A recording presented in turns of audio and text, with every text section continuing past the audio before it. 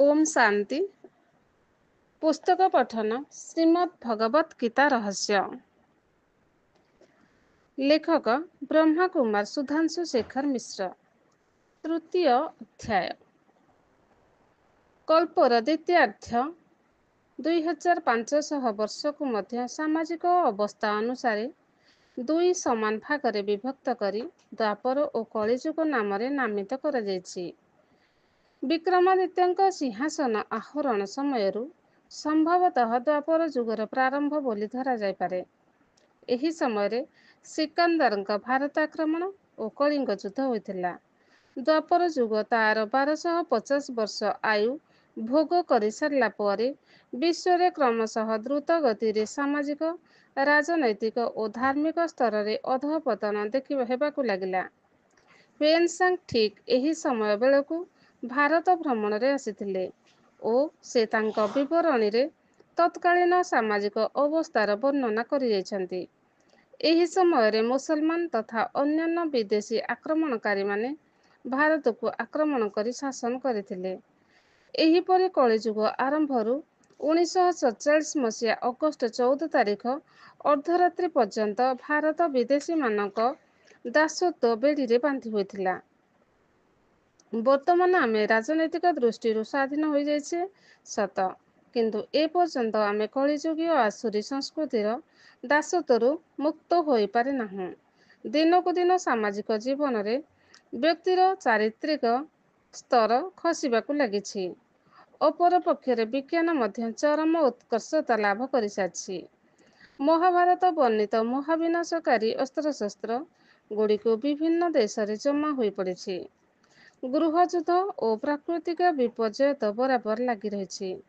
समग्र विश्ववासी सबुबले एक भयावह तथा अंतिम विश्वयुद्धर परिकल्पना करी आतंकित अवस्था कालातीपात करुछंती। एथिरु स्पष्ट जे महाभारत कालर समयर चक्र आवर्तित होई पुनश्च से प्रारंभिक बिंदु को स्पर्श करिछि। अन्य अर्थरे महाभारत कालर पुनरावृत्ति घटिछि। 1937 मसीह परमात्मा प्रजापिता ब्रह्मा माध्यम ए सृष्टि रे अवतरण करी गीता ज्ञान शुणाउछंती। एहा ही आगामी महाविनाशकारी महाभारत युद्धर सूचना दिए, जार अव्यवहित पूर्वर परमात्मा गीता ज्ञान शुणाइथिले बोली महाभारत रे वर्णना कराଯାଇଛି। वर्तमान परमात्मा अवतरण गीता प्रकरणर पुनरावृत्ति को प्रमाणित करे। गीता प्रकरणर पुनरावृत्ति। महाभारत कालर सामाजिक स्थिति को जदि सांप्रतिक सामाजिक स्थिति सहित तुलना करा जाए तेबे एक कथा स्पष्ट होइजिवो जे समयर अवस्था अविकल आजि भଳି थिला। सेतेबेले विज्ञान चरम उत्कर्ष लाभ कर सारिथिला। मानव चरित्र पतनर निम्न स्तर को पहुंची सारिथिला। समाज जाति धर्म वर्ण लिंग भेदरे भाग भाग होइथिला। राजनीति को अनीति ग्रास कर सारिथिला। राजनीतिक व्यक्ति निज स्वार्थ पाई जे कौनसी भ्रष्टाचार बा पापाचार करने को संकोच करुनथिले। धर्म मध्य सांप्रदायिकार उग्र प्रभाव रे निष्क्रिय हो पड़िथिला। काम क्रोधादि कलुषित वृत्ति रे प्राय समस्ते आक्रांत हो सारिथिले।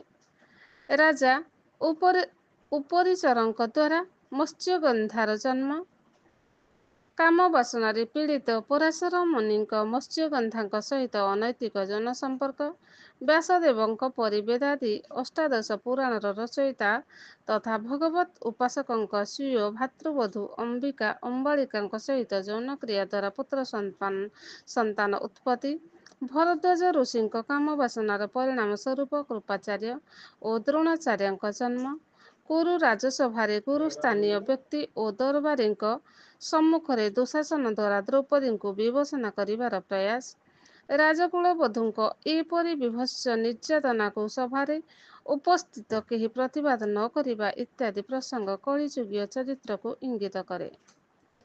महाभारत ग्रंथ पृथ्वीर एक अद्वितीय महाकाव्य।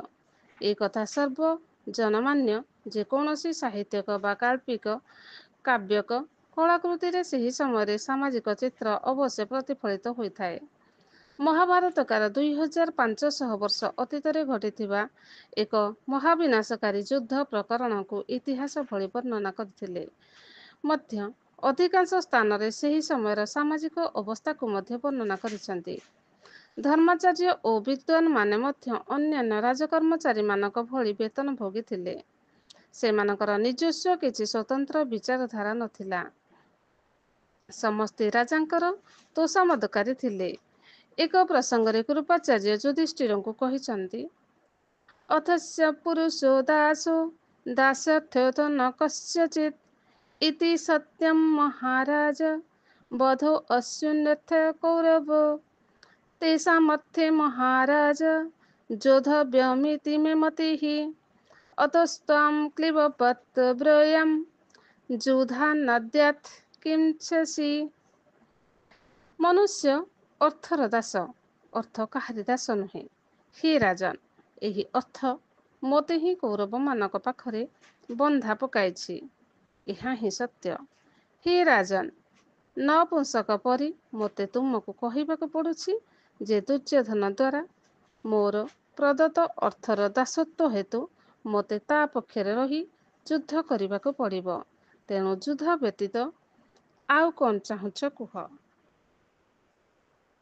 ଉପଯୁକ୍ତ ସନ୍ଦର୍ଭରେ ବିଚାର କଲେ ଆଜି ସମାଜରେ ଠିକ୍ ଏହି ଅବସ୍ଥା ଦେଖାଯାଏ।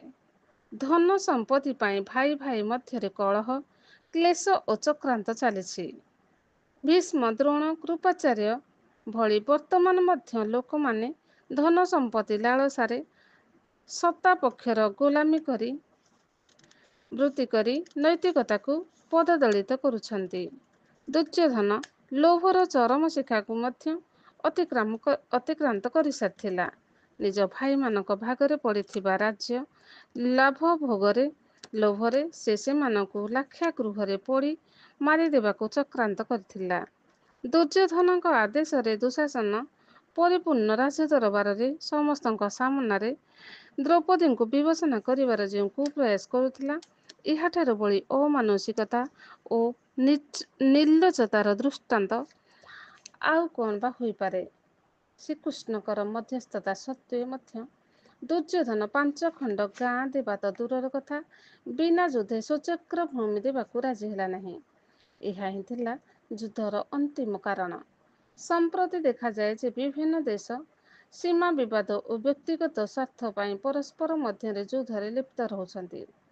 ଭାରତ ପାକିସ୍ତାନ ଯୁଦ୍ଧ, ଭାରତ ଚୀନ ଯୁଦ୍ଧ, ପ୍ରଥମ ଦ୍ୱିତୀୟ ବିଶ୍ୱଯୁଦ୍ଧ, ଇରାନ ଇରାକ ଯୁଦ୍ଧ, ଆମେରିକା ଇରାନ ଉପରେ ଆକ୍ରମଣ ଇତ୍ୟାଦି ଏହାର ପ୍ରକୃଷ୍ଟ ଉଦାହରଣ।